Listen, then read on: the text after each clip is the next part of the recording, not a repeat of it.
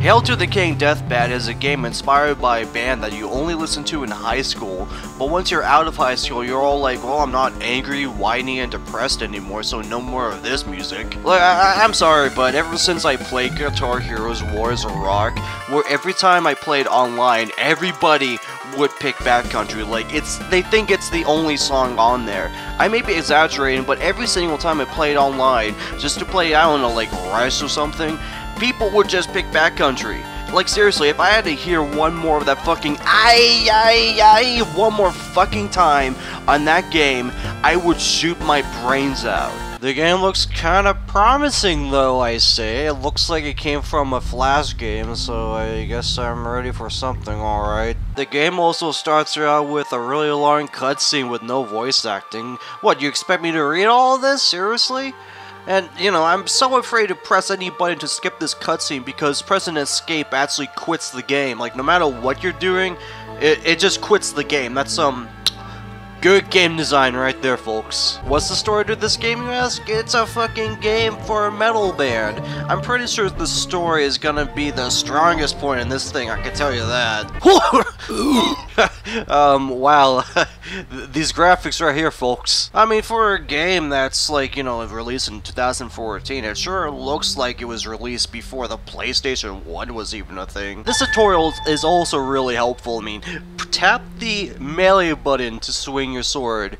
I certainly do see a melee button on my keyboard here, lady. So you're pretty much dropped in what I assume is like a Torchlight 2 modded dungeon, and you just like kind of swing around some gremlins.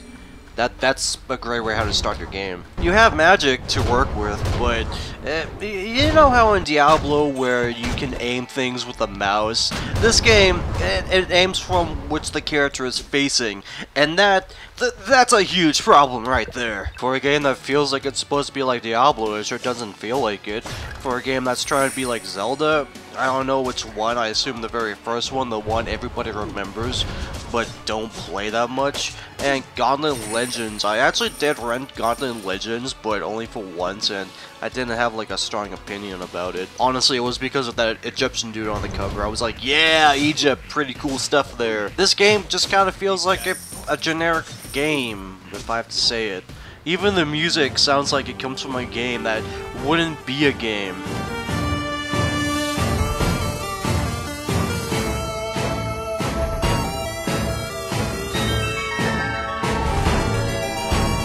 The game gives you lives, and quite honestly, lives are kind of, what's the word? Oh, yeah, right, obsolete. Like, when you die, you go back to the checkpoint, and that's fine and all, but once you lose all of them, you just have to restart the entire level, and that's not fun.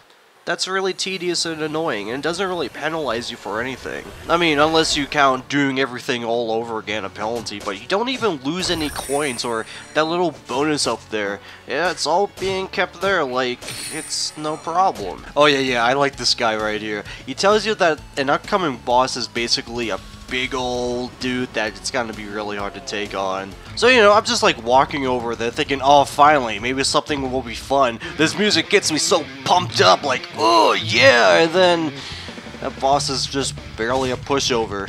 Like, really, it just like followed me around and didn't even hit me even once. Hell, I was having even more trouble with the enemies because they crowdfunded me like Tim Schafer making another unfinished game for $3 million. I mean, hell, the other boss is at least a little bit more challenging since he shoots at you and summons gremlins. But even then, that's not really much of a huge challenge when you just spam magic spells at him. Also, I kind of want to bring this up again about this video game feeling a little bit too video gamey. Like, that sounds really weird, but I think you'll see what I mean when I play these sound effects.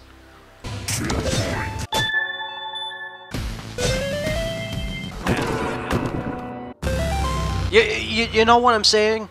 These are like the sort of sound effects that you would hear when some cartoon character's playing on a video game or something.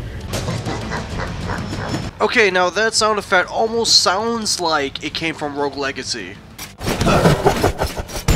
I mean, that just could be because I played Rogue Legacy for 2 days, but considering how video game tropey this game is, I wouldn't be surprised if they actually stole video game sound effects and all that stuff to make it even more of a video game than it is. Honestly, it kind of almost feels like one of the band members said, hey, let's make a video game, and then they asked the video game developer, make a video game about this band, and the game developer was like, okay, what sort of game? Zelda, just make a game. Just do it. But hey, I mean, if you like sort of generic hack and slash that you can't defend yourself, then this might be for you. A Dark Pit out of a 10, not even trying to be an actual game.